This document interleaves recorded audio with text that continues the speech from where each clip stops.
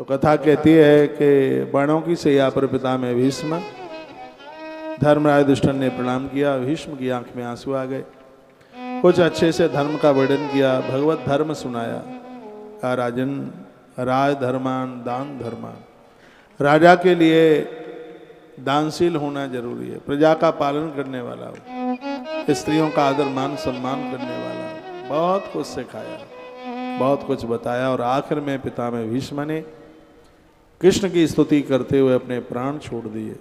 धर्मराज युधिष्ठिर को छोड़कर चार भाइयों ने अंतिम संस्कार किया। द्वारकाधीश को विदा करने के लिए पारथ द्वारका गए। गद्दी पर धर्मराज युधिष्ठिर बैठे हैं, लेकिन अब शकुन होता है, चैन नहीं था। एक दिन उन्होंने भीम को कहा कि बात मेरी समझ में आती नहीं है, जब से कृष्ण गए हैं तब से अपशकुन होता है। उन्हीं दिनों में एक बच्चे ने जन्म ले लिया जिसे परीक्षित राजा के नाम से जाना गया। महात्मा लोगों को बुलाया, उत्तराया हतो गर्भ ईश्वना जीविता पुनः। भगवान ने माता उत्तरा के गर्भ में जिस बच्चे को जिंदा किया, उस बच्चे ने जन्म लिया। भगवान की बड़ी कृपा है, उत्तरा के गर्भ में मृत बच्चे को भगवान द्वारकाधीश ने उसको जीवन दान दे दिया, उसे जिंदा कर दिया। ऐसे बच्चे का जन्म हुआ, ब्राह्मण आए और ब्राह्मण उस बच्चे की जन्म पत्री देखने लगे, बताने लगे, पार्थ प्रजापिता साक्षात इक्ष्वाकु मानव। ब्राह्मण कहने लगे, धर्मराज यह मनुपुत्र इक्ष्वाकु के समान अपनी प्रजा का पालन करने वाला होगा। दशरथ के पुत्र प्रभु राम की तरह मर्यादा का पालन सत्य प्रज्ञ होगा। यह उसीना नरेश से भी के समान दाता और शरणागत वत्सल होगा। याज्ञिकों में दुष्यंत के पुत्र भरत के समान ये वंश का विस्तार करने वाला। भरत ने बहुत यज्ञ किए थे, अभी इतना यज्ञ धरती पर कोई कर नहीं पाया। धनुर्धरों में यह सहस्त्रबाहु अर्जुन और अपने दादा पार्थ के समान अग्रगण्य होगा। अग्नि के समान दुर्धर्षर और समुद्र के समान ये बहुत गंभीर होगा। यह सिंह के समान पराक्रमी, हिमाचल की तरह आश्रय लेने योग्य, पृथ्वी के सदृश तितिक्षु और माता पिता के समान सहन शक्ति करने वाला होगा। ये सब गुण इसके अंदर पिता महेश साम्य प्रसाद कृष्णोमपहा। यह समस्त सदगुणों की महिमा धारण करने वाला श्री कृष्ण का अनुयायी भगत होगा। रंती देव के समान उदार, याति के समान ये बहुत ज्यादा धार्मिक होगा। धैर्य में बलि के समान भगवान श्री कृष्ण के प्रति दृढ़ निष्ठा रखने वाला ये प्रहलाद के समान होगा। यह बहुत से अश्वमेध यज्ञ करने वाला और वृद्धों का सेवक होगा। इसके पुत्र राजऋषि होंगे। मर्यादा का उल्लंघन करने वालों को यह दंड देने वाला होगा।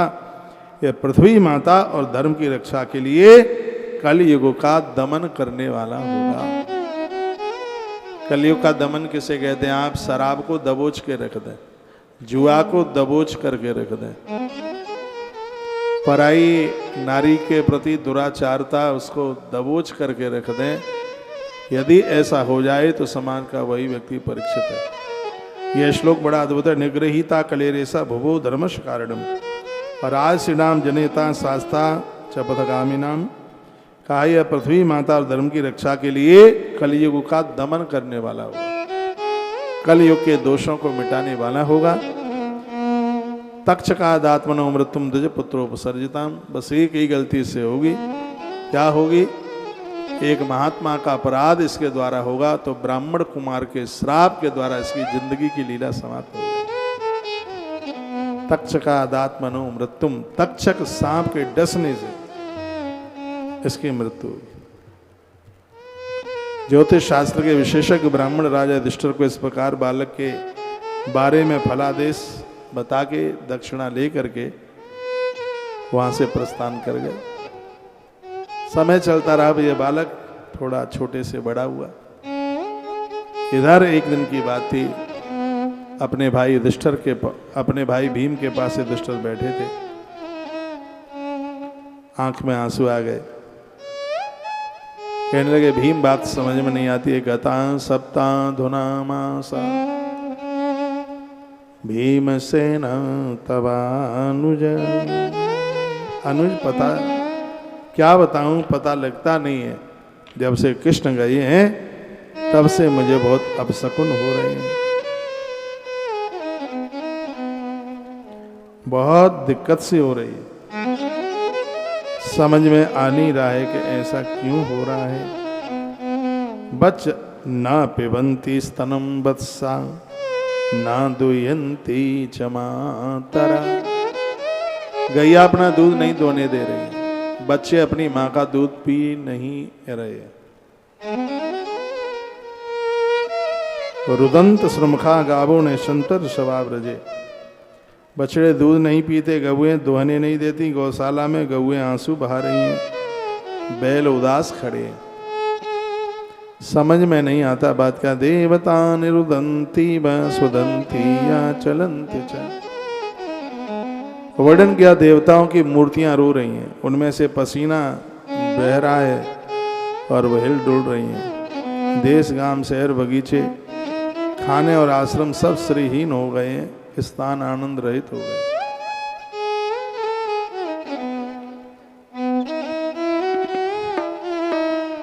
मुझे लगता है कि बहुत कुछ अशुभ होने वाला है, बात समझ में नहीं आ रही। बस इतनी चर्चा कर ही रहे थे, इतने में सामने से अर्जुन आए और धर्मराज युधिष्ठिर के चरणों में लंबे होकर के लेट गए। शोक था, दुख था। बोले वंचितो हम महाराज हरिणा बंधु रूपिणा येन मे प्रीतम तेजो देव स्मापनम में। भैया, जिसे हम अपने मामा का बेटा समझ रहे थे उसे मैं समझ नहीं पाया। मेरे जिस प्रबल प्रकार पराक्रम से बड़े बड़े देवता भी आश्चर्य में डूब जाते थे, उसे श्री कृष्ण ने वह ताकत शक्ति मुझसे छीन ली और वह अपनी लीला समेट करके अपने स्वधाम के लिए चले गए। अर्जुन ने विलखते हुए जब यह बात कही और यह कहा कि जिस धनुष के टंकार पर भीष्म पितामह की एक नहीं चली, आज मुझे वन में वनवासी लोगों ने लूट लिया। किस वनवासी की ताकत होगी जो अर्जुन को परास्त करके बता दे? वो भील लोग कोई और नहीं थे। भगवान ने विचार किया, धरती पर ईश्वर के अलावा और तो अजय कोई हो ही नहीं सकता। और अर्जुन ने पराजय का मुख नहीं देखा, तो ये बहुत बड़ा अहंकार लेके जाएगा तो इसकी दुर्गति हो जाएगी। तो प्रभु ने सोचा कि दुनिया में तो किसी को ताकत नहीं है जो इसको पराजित करके बता दे, तो भगवान खुद ही भील बन करके आ गए और युद्ध में अर्जुन को परास्त कर दिया। तो अजय तो भगवान ही होगा, ईश्वर के आगे कौन अजय हो सकता? तो ये लीला भगवान की थी। आज अर्जुन ने बहुत रुदन किया, समझ में आ गया कि भगवान ने अपनी लीला समेट ली।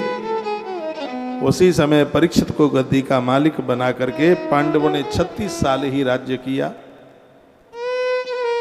और सीधे वन के लिए हरिद्वार की तरफ उन्होंने प्रस्थान कर डाला। अगले दिन ऋषिकेश की तरफ गए, स्वर्ण प्रयाग, भद्र प्रयाग, कर्ण प्रयाग, रुद्र प्रयाग, इन सबको पार करते हुए और बद्रीनाथ के पहाड़ों के बीच में 4 भाइयों ने द्रौपदी के सहित शरीर गला दिया और शरीर सहित धर्मराज युधिष्ठिर भगवान के धाम के लिए प्रस्थान करेंगे। एक उंगली युधिष्ठिर की भी गली, क्योंकि युधिष्ठिर जीवन में एक ही बार झूठ बोले। जब गुरु द्रोणाचार्य नहीं मर रहे, वो लंबी कथा है, अब मुझे महाभारत में नहीं जाना है,